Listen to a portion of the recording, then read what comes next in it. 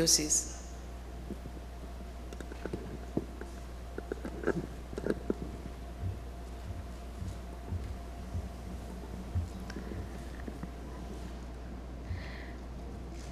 A very good morning to all of you.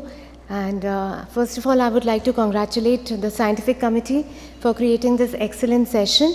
And I hope we are going to cherish this particular session as well. I'm Dr. Neha Gupta, Senior Infectious Diseases Physician from Gurgaon. And I've been earlier in Medanta, but now I'm consultant in infectious diseases in Fortis Memorial Research Institute. And I will my little venture NG Swast, which is the Infectious Diseases Clinic in Gurgaon. So we'll begin with listeriosis, and at the outset I would like to ask how many of us have encountered or managed listeriosis in our clinical practice? Show of hands please. Great. So definitely a lot of us, but few of us have not seen it also. So listeriosis is in fact a very interesting infectious disease, and the syndrome in which the various symptoms of listeriosis have an overlap with the other infectious diseases. And this makes it very interesting for the clinicians. Not just for the clinicians, but also for the basic scientists, which take it as a model of intracellular pathogen, which is being used to study the basic mechanisms of microbial pathogenesis and host immunity. So let's begin the Listeria paradigm, and this is going to be the outline of my talk, which is, I will talk a little bit of the epidemiology, then when should we suspect listeriosis, which are the patients who are at risk for listeriosis, and what are the various clinical syndromes. Remember, we had a lot of emphasis on this in just the previous session. How do we diagnose, what should be the management, and of course, what are the prevention and control measures. So let's begin with a little bit of lateral thinking, and I'll give this credit to Dr. Ashit Hegde sir for giving this idea. So tell me what connects these two images. Anyone from the audience? We have highlighted Florida from United States, and then there is another image which is Big Olaf Creamery. So this is related to the recent Listeria outbreak, which has just happened a few days back in US. And in fact, it has resulted in the death of one patient as well as hospitalization of close to 24. So there have been several outbreaks of Listeria which have happened in the past in the US as well as worldwide, and multi-state outbreaks have happened related to the various food products. And coming back to India, in fact, human listeriosis is an emerging foodborne infectious diseases in India. Earlier, it was thought to be dreaded in the West, but in the last 3 decades, there have been several case reports of listeriosis in India, and it was very heartening to see this and read this, that Dr. T.D. Chugh had quoted Listeria monocytogenes to be a growing threat and listeriosis as an emerging foodborne disease in India. A lot of us may know that Dr. T.D. Chugh has been a very inspiring mentor. He was my FNB ID examiner, as well as he had an instrumental role in the accreditation of infectious diseases at Hinduja Hospital as well. We have had a couple of few literature in listeriosis which have been published in the Journal of Food Technology, and there have been several reports right from 1966 to till now of Listeria and the various presentations of listeriosis. So Listeria monocytogenes is basically a foodborne disease. It infects humans and animals. Accidental hosts are usually the humans. It is basically a facultative anaerobe gram-positive bacilli which can survive at low temperatures, acidic environments, and even high salt concentrations. An infection with Listeria monocytogenes follows ingestion of contaminated food that contains the bacteria at very high concentrations. So, when should we suspect? Which are the patients who are at risk for listeriosis? So, I would like to begin with this, that which patients are not at risk for listeriosis from the following. So we have a pregnant woman and their newborns, elderly, SOT recipients, patients with diabetes and major thalassemia, none of the above. Which patients are not at risk? All of the above are at risk. So these are the patients who are at risk, and to understand this, we would like to know that there is basically a combination of the pathogen, which is the Listeriosis, which has got a master strategy for entering into the host cell. The Listeria monocytogenes has internalin proteins with which it internalizes within the cytoplasm, and once it internalizes, it forms a phagolysosome around it. Subsequently, it releases the beta hemolysin, which is listeriolysin, which is very important for the pathogenesis. It results in pore formation and rupture of this phagolysosome, and then releases outside and rapidly multiplies. The other pathogenesis factors are this PRFA regulated genes, which encode the hexose phosphate transporter, and the PRFA regulated surface protein actin. So there is actin filaments which propel this bacteria outside to the extracellular environment, as well as results in cell to cell spread. Once we have this infection through a contaminated food, then from the gut it can translocate. So there comes basically the immune response of the host. So initially with the immune response, either it will be able to control the infection. If the immune response is not able to control the infection, it will result in survival of Listeria monocytogenes and then subsequent dissemination into the various organs.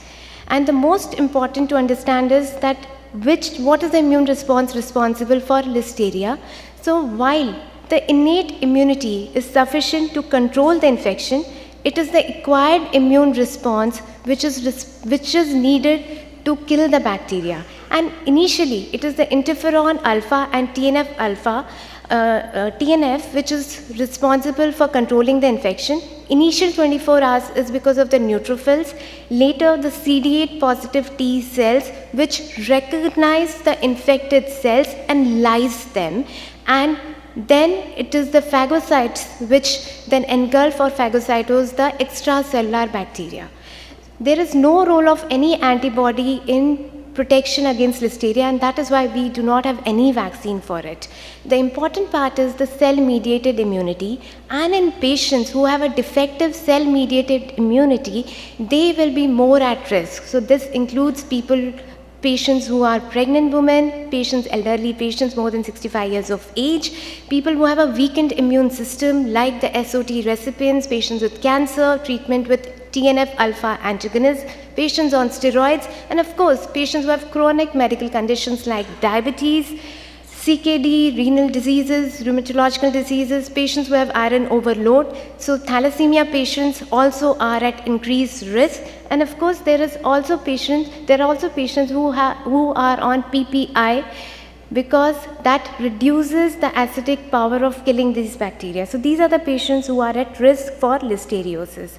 Now I'll present this quick case. This is a 66-year-old gentleman who had diabetes, hypertension. He also had a recent COVID-19. He had received Covishield vaccines as well. Then he presents with fever, headache, there's weakness for 2 days, and within 3 to 4 days he develops an altered sensorium. The MRI was performed, which shows there is diffuse leptomeningeal enhancement around the cerebellar as well as the cerebrum, and reporting was done as acute meningoencephalitis. The CSF was performed outside, which was negative. Now, the current antibiotics on which the patient was, he was not improving, and that's when he was shifted to fMRI. A repeat CSF analysis was done. The CSF showed a TLC of 528 with lymphocytic predominance, and an ID reference was sought. So as ID, what do? We are as detectives, we go back to the history and inquiring. This patient he had a food consumption outside. He had gone to a marriage. He also had ice creams over there, and he had an initial episode of diarrhea. So here, although when we see a patient with acute meningoencephalitis, there is a list. This is a syndromic approach. Though strep pneumonia is the most common, but in immunocompromised patients, elderly patients, we need to keep Listeria monocytogenes also as a strong possible pathogen. And the syndrome of Listeria monocytogenes, as in this patient, which we saw that there was an initial intestinal phase and subsequent invasive phase. So there are two phases. We have the initial intestinal phase, which is rarely diagnosed because it's self-limiting in most of the patients. Either the samples are not sent for Listeria or we don't find it. Usually the symptoms start within 48 hours after consumption of the food items. The symptoms are diarrhea, vomiting, usually self-limiting. In some patients, there may be progression of this intestinal phase to invasive illness. Isolated GI disease does not require any antibiotics in most cases. What about the invasive illness? It begins within 2 weeks of consumption of the contaminated food. The usual symptoms are fever with chills, flu-like symptoms with a lot of body ache, myalgia, so there can be a differential diagnosis with viral fever as well. In pregnant females, the complications related to CNS are very rare.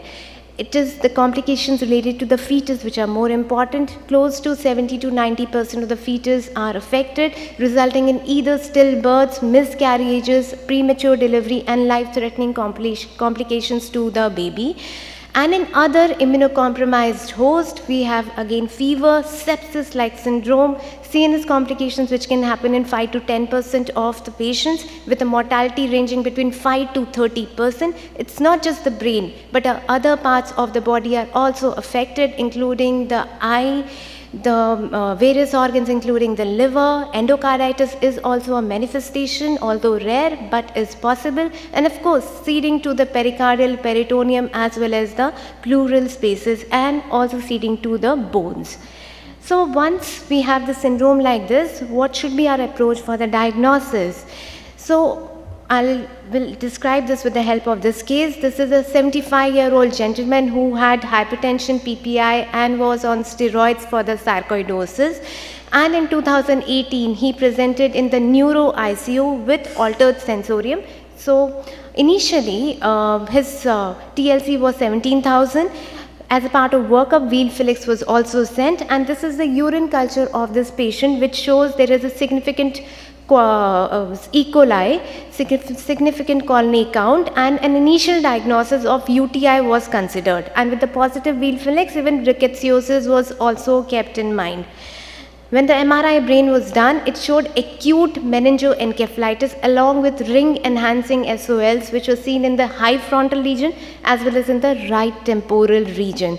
CSF analysis showed elevated leukocytes, TLC 340, lymphocytic predominance, hypoglycoria, and because there was this wheal flix positive meningoencephalitis, this patient was started on ceftriaxone, doxycycline, AKT, DEXA, ampicillin as well. Now, as ID, we again go back to the history, and modified Thwaites criteria was done, which was 6, which is not suggestive of TBM. Now, what do you think is the best investigation for the diagnosis in this patient? Should we do blood cultures, CSF cultures, CSF gene expert, and pyrosequencing? None of the above. Best investigation? Cultures? Of course, cultures are important, blood cultures are also very important, but the answer is none of the above here. And why? Because we are looking at rapid diagnosis here, and molecular methods are definitely the way forward. We all do nowadays, mostly in tertiary care centers, meningitis encephalitis panel, which in this patient detected Listeria monocytogenes. So we have this film array meningitis encephalitis panel, which detects 14 common pathogens, including the bacteria, viruses, which can cause meningoencephalitis. We must remember that it does not detect MTB, rickettsiosis, Acinetobacter, Enterococcus, and other viruses, but it can detect Listeria. Now, this patient had detected Listeria monocytogenes, and the CSF culture subsequently in the lab grew, and the gram stain showed this gram-positive bacilli. Now, a clinical microbiology can easily misdiagnose this as diphtherioids, and in fact, this was happening in this patient as well. And it was a close coordination with the clinician and the microbiology lab. We informed that we have already found Listeria, and so this specimen was not discarded, but further kept for the susceptibility.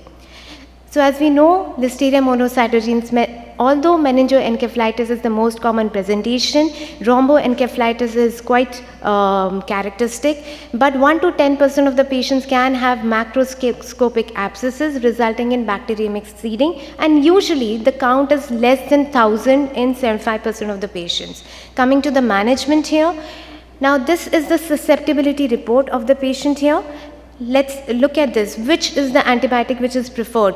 Vancomycin, linezolid, TMP SMX, none of the above. We have vanco susceptible, linezolid susceptible, TM co-trimoxazole which is susceptible as well. So what should we use for the treatment of Listeria?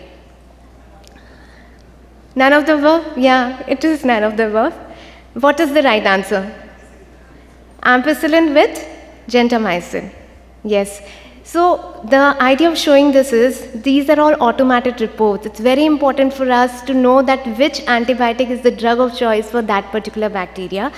And again, we spoke to a microbiologist, and this report was modified further. The preferred therapy is ampicillin given at higher doses along with gentamicin. Best alternative is TMP SMX. When we talk about vancomycin, it may show in vitro activity, but there are failures and also resistant strains have been documented. Linezolid associated with toxicity with the long-term use, and TMP SMX is an alternative. It's important to remember that erythromycin, tetracyclines have very static activity and not recommended. Cephalosporins, chloramphenicol do not have any activity against Listeria. What about the prevention and the control measures? So Listeria can happen because of contaminated food items, and vegetarians as well as non-vegetarians both can get this infection. So infection can happen because of all these food items, especially the unpasteurized milk products, sprouts, packet salads, and ready-to-eat food items. And whenever there is a food outbreak, it's very important to solve it appropriately. And now we are moving into the future, and whole genome sequencing is being used to solve the mystery of food outbreaks. And they have shown that using the whole genome sequencing has solved more outbreaks as well as resulted in fewer cases per outbreak and subsequently later. And of course, most important is promotion of safe handling of the food, cooking and consumption of food, and people who are at risk, they should be made aware of these as well. So I would like to summarize this with this is a very beautiful picture, and the meaning is also beautiful like the picture itself, which is, the nectar of life is sweet only when it is shared with others. And I would like to share this beautiful video which will help or summarize the entire presentation.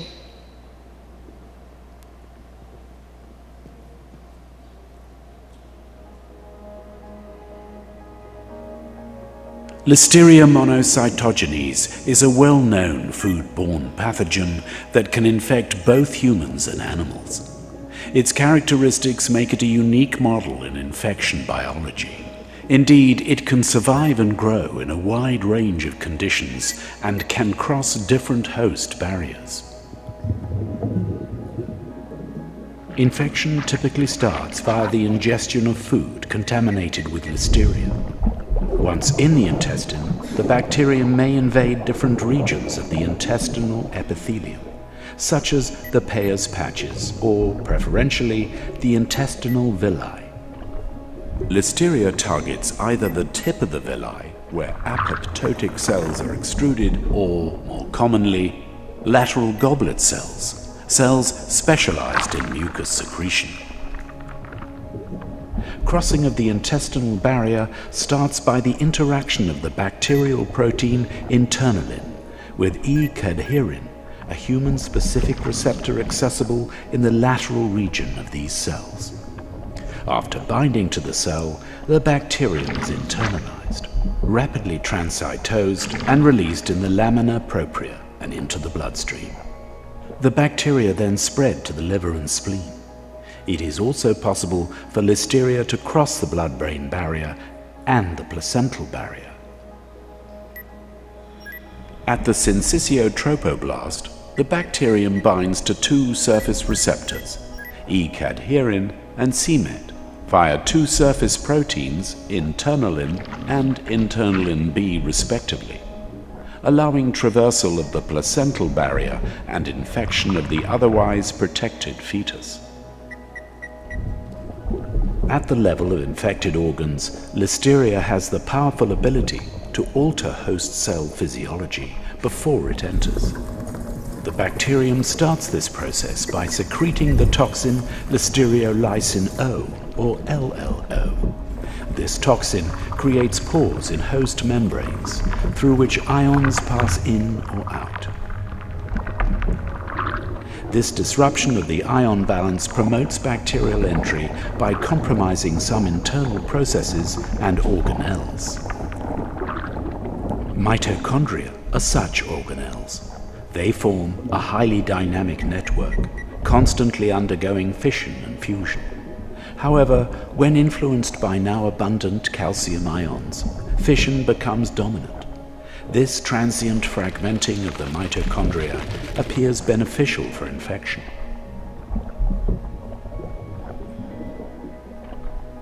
Disruption of the host ion balanced by LLO also indirectly influences processes inside the nucleus.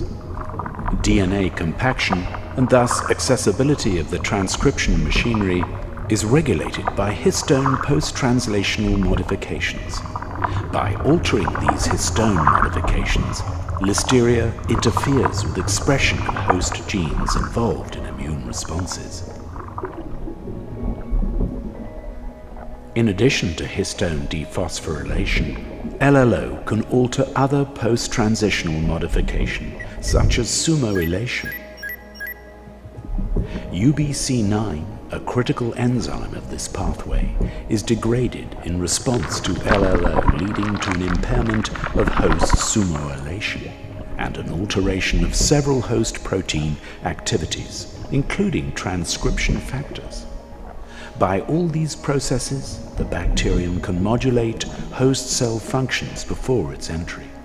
As previously said, the bacterium binds to the receptors E-cadherin and c-Met on the cell membrane and triggers cytoskeletal rearrangements, leading to internalization into the cytoplasm. Once inside the cell, the bacterium secretes LLO and phospholipases to rupture the membrane of the internalization vacuole. It also modifies its surface and becomes resistant to the cell's inner defenses, such as autophagy. It then multiplies, populates its host, and secretes virulence factors such as INLC or LNTA that compromise distinct cellular functions. LNTA, for example, is translocated to the nucleus, where it targets BAHD1, a host cell complex that interacts with the DNA and compacts it, therefore repressing gene expression. When LNTA interacts with BAHD1, the complex is released, allowing expression of genes such as interferon-stimulated genes. Inside cells, the bacterium covers one of its poles with ACT-A, a bacterial factor that recruits small actin filaments from which other actin filaments rapidly grow to form the distinct comet tail of the moving bacteria. The actin-propelled movement of the bacterium enables it to push the cell membrane into that of a neighboring cell. The double membrane vacuole is again ruptured by the release of LLO and bacterial phospholipases, thereby spreading the infection to the neighboring cell.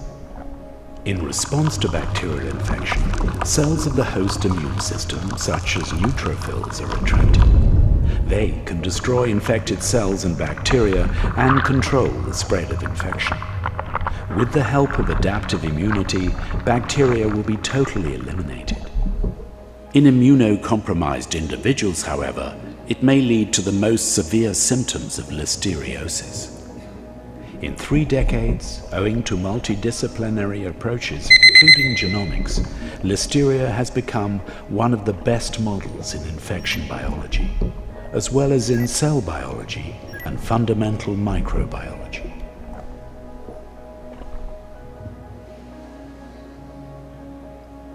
Thank you so much.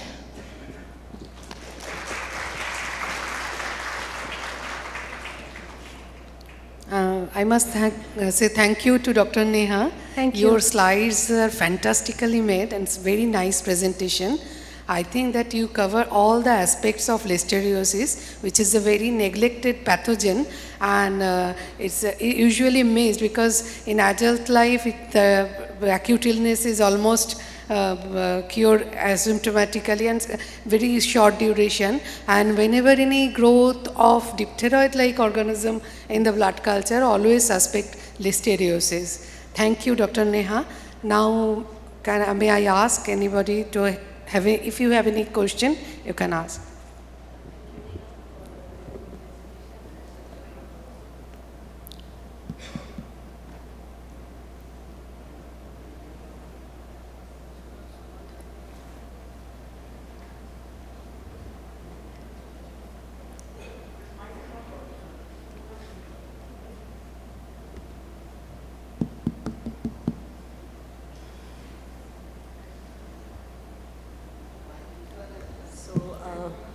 I said thank you, Neha, for the good presentation. When it is said that it is suspected diphtheroid, I think not all the labs can afford molecular tests, especially the panels which we are talking. Very few private laboratories will have. So one simple thing the message must be given is that whenever you have a clinical syndrome and a gram-positive bacilli in blood or whatever specimen, you have to put it at two temperatures. At low temperature, 20 degree and 37 degree for the motility. The motility in Listeria is seen at cold enrichment, and you also need to do cold enrichment. So all of us cannot really afford those tests. That is first thing. Secondly, very important syndrome, which is missed, sorry for that, is neonatal meningitis. The late onset neonatal meningitis, Listeria, is one of the important cause. So we should remember that, especially when it is occurring after 48 hours or 72 hours of birth. We should think of that.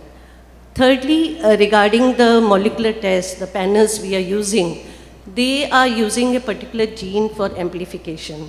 So whether it is rickettsia or it is mycoplasma or any of the rare pathogens, the gene they are using is usually, ssRNA, which is a common genotypic amplification. It is not a very good marker. So we should not take it yes or no because either your biofire or your FTD panel is negative. So because I have personal experience in that, and I have seen that when the FTD panel is showing a particular test negative, we are getting by other genes positive amplification by real-time PCR. So I think we should not just go blindly by these panels. We must use evidence-based microbiological tests, and we should never forget the simple conventional microscopy and conventional tests, which can help in those circumstances where high-end laboratories may not be available. Thank you. Absolutely agree, ma'am. Good morning, ma'am. Hi. I want to complicate this case. For example, in this, we will keep the diagnosis as Listeria, but patient is having morbid obesity. Patient is having HbA1c of 14. Still we want... Patient is having what? HbA1c of 17. Poorly controlled. And he is on inotrope. Fine. You want to give ampicillin or you want to switch over to linezolid? Ampicillin. Because PKPD changes with obesity and inotropes are very less. It is an hydrophilic drug. So your drug penetration is dependent upon your serum level. So everything is going to change. So linezolid is a lipophilic drug. It will excellently act on intracellular organism. So in case of this hypotension, you want to go with lipophilic or hydrophilic? So, well, it will be again, there are it's not just the lipophilicity, but whether this is a meningitis, so we would also want to have a sidal drug as well. And the best drug is definitely penicillin or ampicillin. So that will be preferred in higher doses as compared to, I think, linezolid. Still, if you are using hydrophilic drug, you want to off-label dose link the drug of ampicillin. Because in obese patient, it is totally different PKPD. It won't, our normal dose won't work. So have you seen or reported cases of Listeria being treated with linezolid? Not yet, but this is sensitive to linezolid. Now, my question is, in case of atypical, we won't see this kind of classical thing. I am telling you, if crashing patient is So coming, I would like to patient- start with the first drug of choice, look at the response, and then take a call based on the clinical response. First will be the drug of choice. Okay.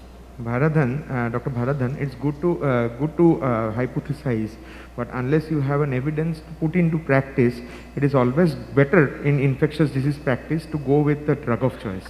Okay. Actually, my question is not because we will be We underdosing understood. the We patient. understood. Yeah. Yeah, We have patient understood. won't get improved. Yeah, That is the yeah, sure. problem. Let's see, because And in treatment of listeriosis, ampicillin or the penicillin is the drug of choice, and I think you should stay It's on drug of choice is fine. My question is our PKPD changes in obesity patient. With the hypertension of this one, hydrophilic drug won't work properly. So when culture report is showing sensitive to We have to search linezolid, the whether we have to literature shift or we not. take your point, Bharadhan. I think we need to do a lot of more work on it before we start Thank you, using sir. it in critical ill Thank you. patients. Thanks. So Thank Any you so more much. questions? Thank you.